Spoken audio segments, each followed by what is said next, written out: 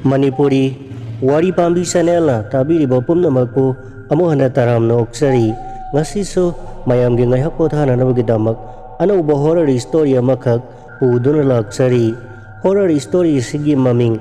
nga phaba imungdugi thawai sing. Horror story sigi writer Laisram Arun.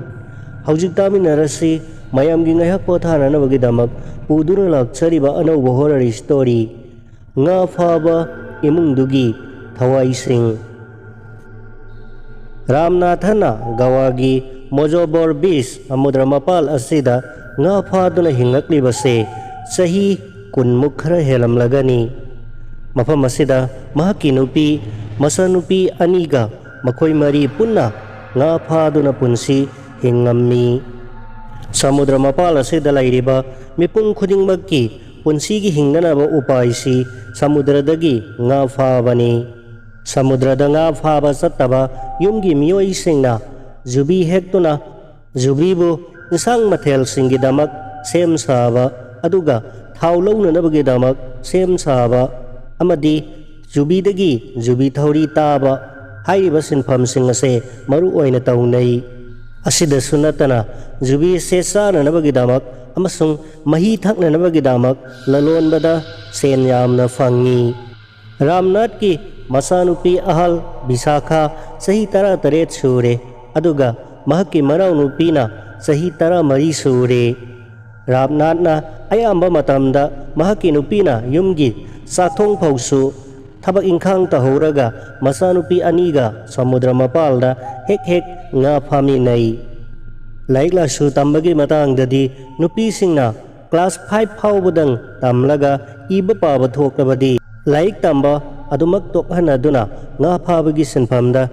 hena maru oina thawai yauna tambi.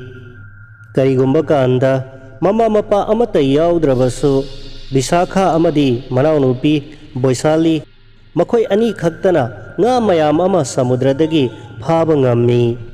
Karigumba kanda makoygi samudra mapal adugi khunmasa aduda leiba pakhang masa singa Bisakha amadi manawnupi Boisaliga makoy aniga paraga nga hena phaba tanabada makoy nina hena phaba ngambasu yawi. Mafam adugi pakhang singna masin manaw anibu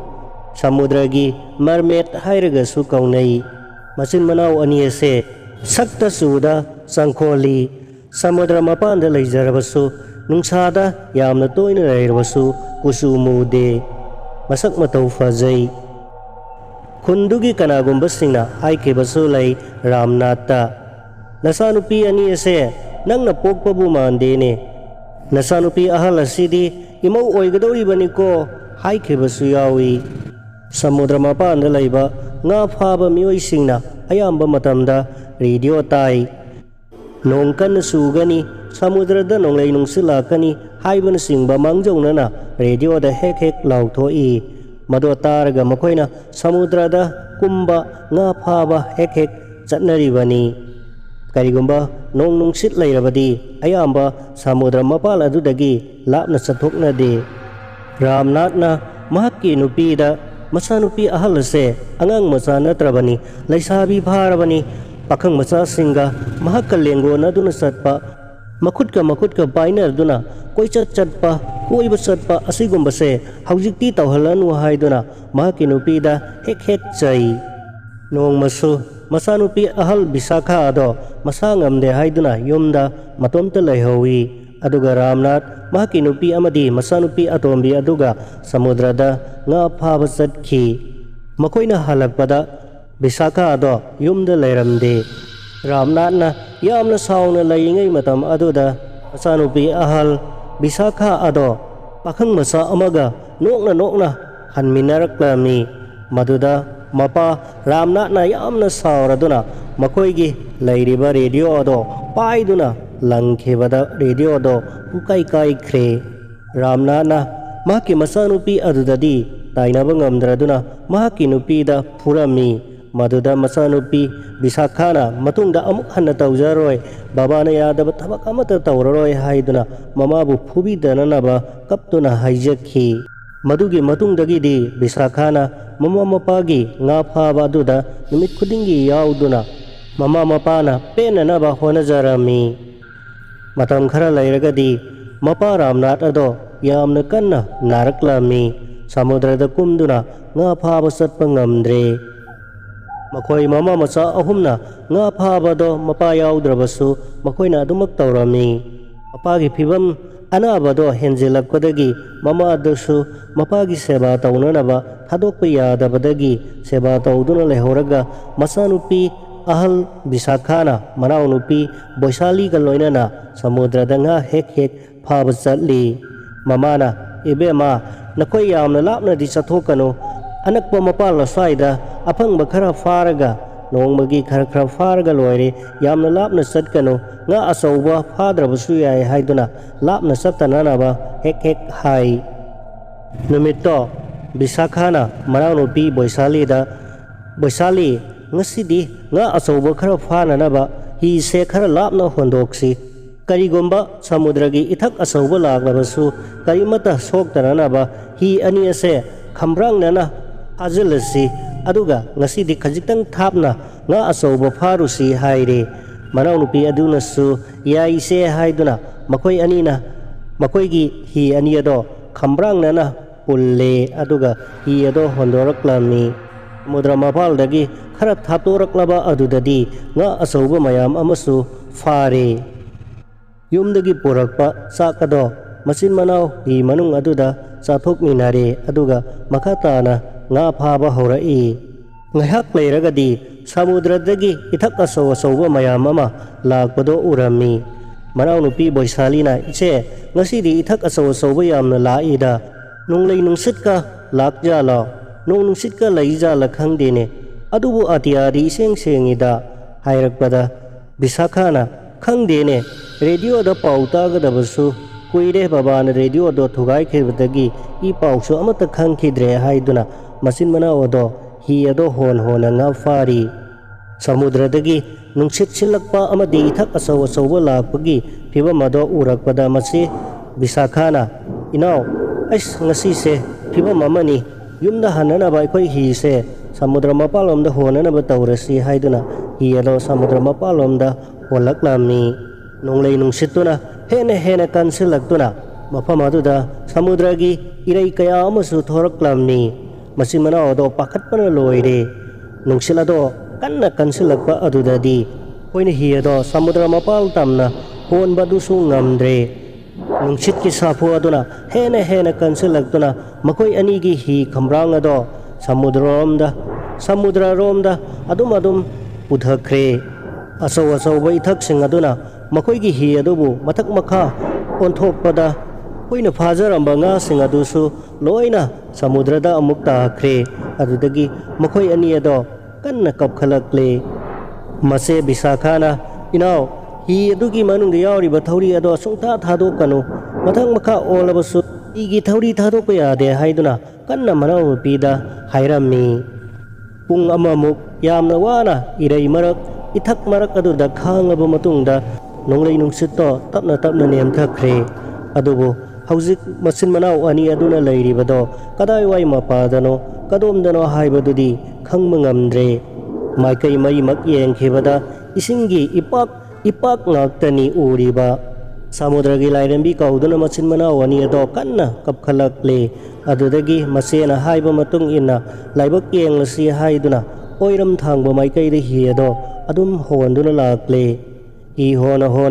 kangphalgi saruk karimata ubu phanglaktre. Ngangsang ngangna maibul amagi mataugum koirak koiba numitki mangal adudi tapna isingi irol nungda lupthakhiduna numita agadawre haibadudi khangba ngammi. Boisalina se numita agadawre akhoi buka mai tawduino kangphalgi saruk amata su bu phangde akoina chalibasina kadai dano su khangde. Ise aidi amna kizare ahing se hi mathak asida samudra asida ahing lekpata adawribro hairakpada Bisakhana karisu tawroi pakhatkanu haiduna manaunupibu themjilami. Boisalina kapna ise imanadi lamna chathokinu haibaniko hairaknami. matam adumaktada ikhang khanghaudana samudradagi chaukraba sak ama chongkhalaktuna Boisali gi mase Bisakha ado makok aduda umlaga isingda jam launa takhre madu ubada Boisali ado khangprek khangna ise haina amukang lauraga pakhatuna ise haiduna kauduna kanna kapkhalaklami Boisali na masena tongamba hi aduda makhong kanthoraktuna yengbada I ngaktana pungang laga masegi haksangi saruk khara hi marak aduda tauduna leiribado urami masebu hanna kauduna makutna hola dona ising aduda masegi haksang manak tana hi ado sangsilaklami adudagi masegi makhong ado paiduna singkhalakpadadi masegi haksang ado makhong ado ai faudang oiramle makuki saruk adudi sakaduna chathokre haibado khanglamni masegi haksang tangkhai ado ubada Boisali ado pakhatman khiduna samudra aduda hanna kanna lauramni aduga kanna kapraduna masebu hanjin kauramni khara ngalamba numitki mangala dusu samudrana yotsin kibagum mamsilakle Boisali tawpham khangraduna akibaga loinana masebu kauraduna hi manung aduda tuminna tumduna laikre atiyada hawan misa kaya tarang thokli Boisali na samudragi ima lairembibu pungingda rumjarami aduga masebusu hanna kauduna kappasu leptri mamitagi mapi taithokna ise haiduna kanna kauraduna laithorakpada masegi hi aduda mi ama hambagum urami Boisali kimanbadagi wa amata ngangkhidre masebu kauduna kaplambadusu tumin laikre wa amata ngangdana tuminna laire nakanda famliba sakta maduna hi ado tapna ahing aduda holami Boisali madawaduda masado kimanbana thak niklamni mahakta yamna tapna ise haina kawi adugo sakta maduna kaimata khumde hi ado tapna dum holi Boisali ado kibaga pakhatpaga chakcha dabagi soktabaga masado waman khiduna hi manung aduda tapna tumdhakhre mahakna mikap thorakpada nong ngalamle duga mahaki hi adusu samudra mapal amada leiramle mahakna hi adudagi tapna kumtharaktuna samudra mapal aduda makhongna laklami chatna sana mahakna ngarangi thaudok ado mathang ningsinglakpadagi ise haiduna amuk kauduna kapkhalakle adudagi mama amasung mapabusu kauduna kablakle kapna mahakna leptana asum samudra mapal aduda lai thapna mi khara leiba ubadagi mahak yamna haraurami mioi sing adugi manak tamna mahak parap laklami matam aduda mahakna miyam maraktagi muni risigi phijon setpanupa ama khubak mai yengduna mioi ama ni ga punna leiribado urami mahakna muni risibu mapukningda hena thajaraduna risi adugi manakta sanglaknami adudagi mahakna mafam ado kadaidano haina hanglakpada mafam ado gawagi samudra mapal amani haibado khanglamni adudagi mahakna wari pumbaliduna makoigi lam aduda mama mapagi manakta thinbiyo haiduna risi aduda kapna haijaraklami risi aduna nupi macha adugi wari ado loina taraba matungda mahakna mahaki yumda soidana thinbigani haiduna puduna laklami aduga ayuk asidi nahak waram lagani masida sakcha aduna leiro aduga nungthilda soidana thinbige hairaklami nupi macha aduna su harauduna ayuk ado sakcha aduna mafam aduda potharami nungthil yawraklabada rishi aduda nupi macha aduna mahakku mama mapagi manakta thinbiro hairaklabada rishi aduna mahakki masam ado thadoktuna lai tongsinaraklami aduga mahakku mafam aduda numit humni leiduna isorgi thaugal taugadabani rabadi mase aduna sikibagum mahaksu mama mapagi manak yobunangdringai yamna wana sigani haina lai tongsinaraklami nupi macha aduna masegum mama mapa unabanangdana mafam marang khangdana sigani haibaduda yamna kizaraklami mahak mama mapa amadi masebu kauduna kablaklamni Rishi aduna yamna sauna mache kauba yade mama mapa amata kauba yade sumnatangi numit humni khaktang isorgi seba tawraba matungda mama mapa gi manakta tekta kaidana yogani haina taklami nupi masa aduna suki jaduna Rishi aduna haiba do tawrami asumna numit ini chupna Rishi aduna mahaki laifam aduda nupi masa adubu hamlan birami humni suba numitki ahing nongjai matung adwaidani khanghaudana makoina leiriba yum adugi thong ado tektuna taraklami Rishi ado mit khangsing singduna phuk haugatuna kanano haiduna mahaki thang samurai ado paiduna singnaraklami nupi masa boisali ado phamung nakaladuda pakhatmanduna tumina famduna leiri matamadumakda ka aduda leiriba pochai sing ado mathang sakhairakhi kanana tawribano haibadusu khangdana Rishi aduna masinda mantra murum soladuna lawi adudagi mana pairamba thang ado munkhre thang aduna paisilakduna hanjin Rishi adugi mabukta thilami maduda pakhatman khidana boisali ado khanglawrami adudagi phamungdagi songtharakduna thong adugi wangmada chen thoraklaga mafam adudagi sorok tana kapna selakhi mahangna lambida kapna selakpada lambida police daroga ani khak duty tawduna lerami mado ubada boisali na sinsinduna pau tamlami police ani aduna nupi masa adubo makhoi station tana khongna lakminarami aduga station da laiba nupi police singda nupi masa adubo sinarami ahing ado nupi police sing aduga station adu da laiminare nongalaga police ki osina nupi masa aduda kupna wahung pahung taure mahaki mara laite khangbadagi nupi masa adugi lamdam mojobor bis samudra mapal aduda tariba khul adugi anakpa police station da pau phaunare police station aduda hanana nupi masa ani mangkhebagi report leramle police singna mathang pau phaunaduna nupi masa adubu mama mapagi manakta na thinbirakle nupi masa boisalina mama bu konduna amadi na aduna leiba mapagi manakta sangsilaklaga mapa bu konduna hanjin kaplami aduga wari pumbado loina amati sithadana lirammi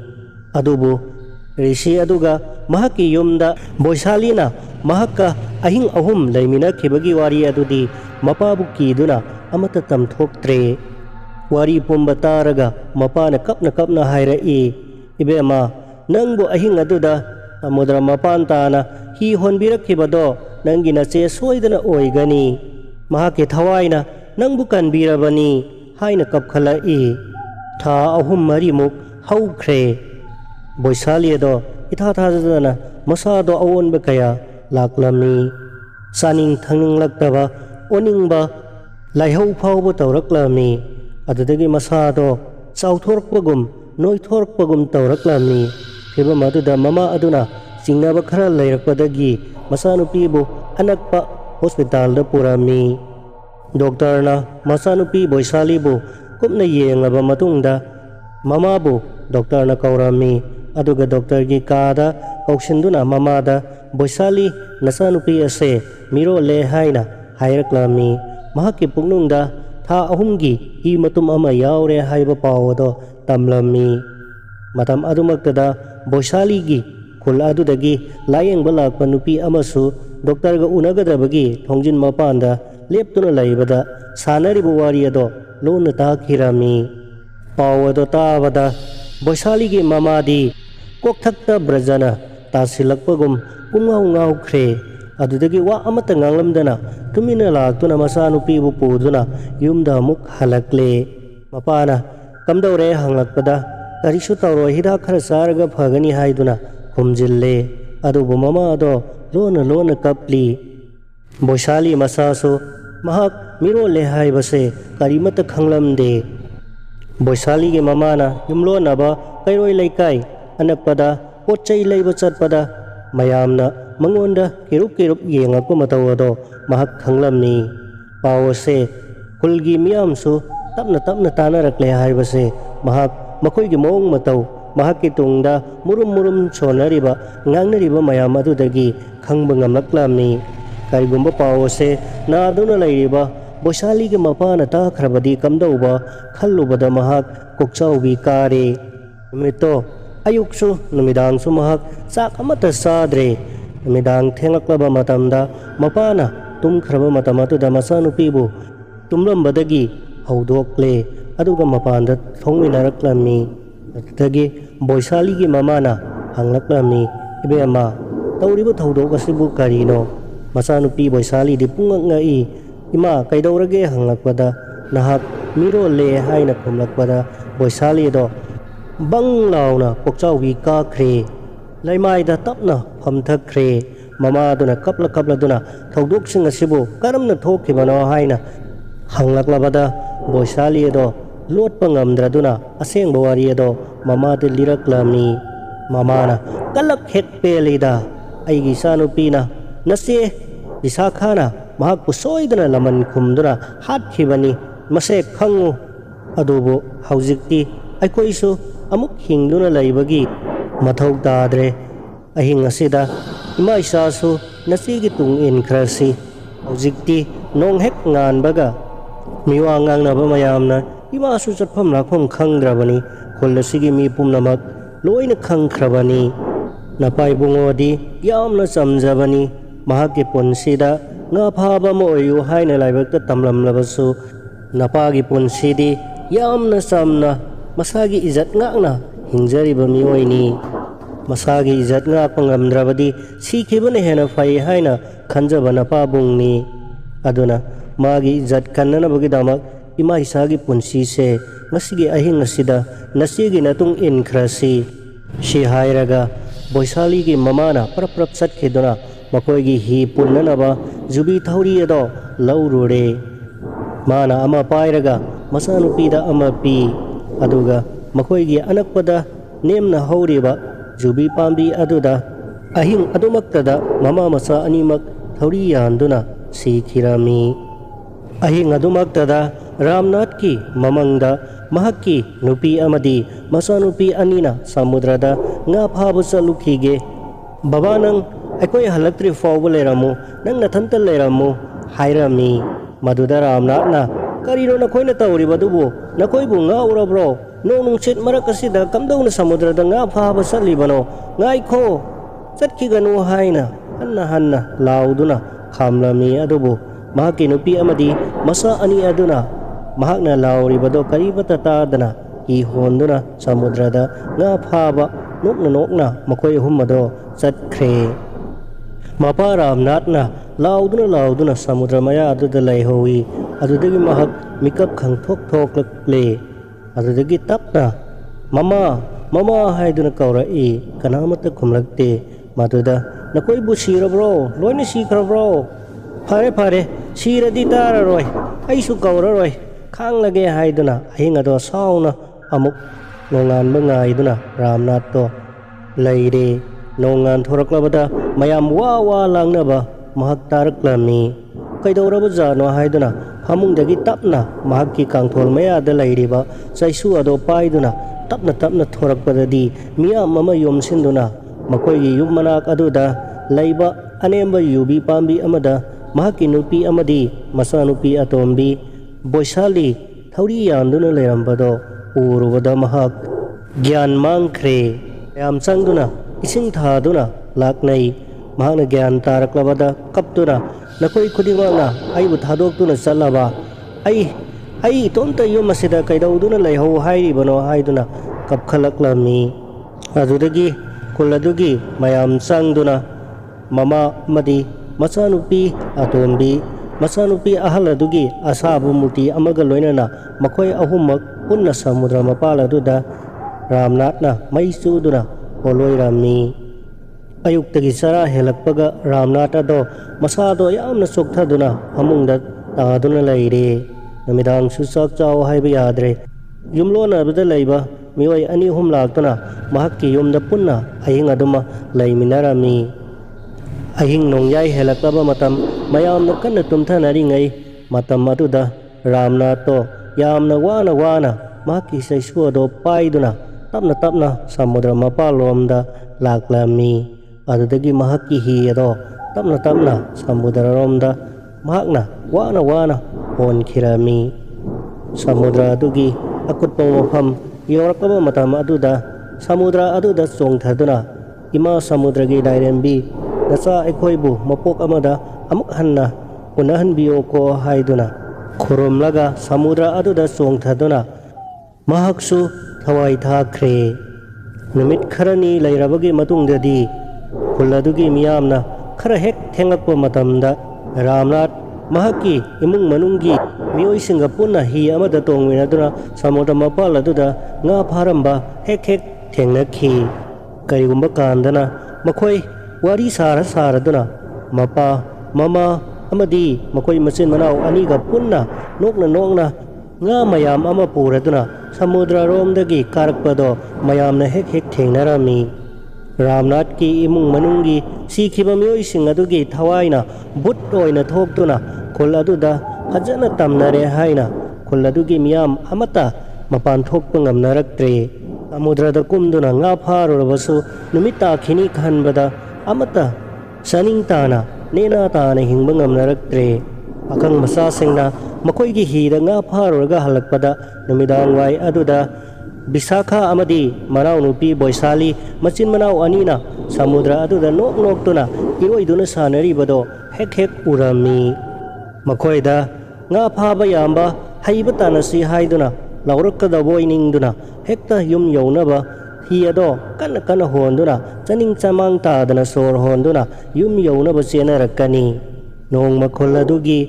hana Bisakhaga lengonaduna khutpainaduna hek pagi tauduna chatminaramba pakhang macha ama yamna kanna naduna sikhirami. Maduda khulgi miyamna Ramnath amadi mahakki imung manung ado ngarang numidang wairam makoigi hana lairamba yum adugi yubi makhongda makhoi mapa macha makhoi punna phamina hobani makoigi thawaina onba butching aduna soidana hatpa oiramgani haiduna khul aduda mathang sandokhirami. Adudagi khul adugi mi pumnamak nga phaba thokpa amata chatpa ngamnaraktre. Mathang khul adugi miyam sing ado makoigi mapot machai yomduna atopa mafam amada yum hongba hongnarakle. Matam khara lairagadi khul ado yum amata tahodre. Adubu ngasi phauba samudra mapal aduda Ramnath ki imung manung khaktangdi samudra aduda nga phaba jubi hekpana singba makoigi thawaigi butching aduna tamnaduna lai haiduna mafam aduda atopa miyoi kanasu sanghankhidre.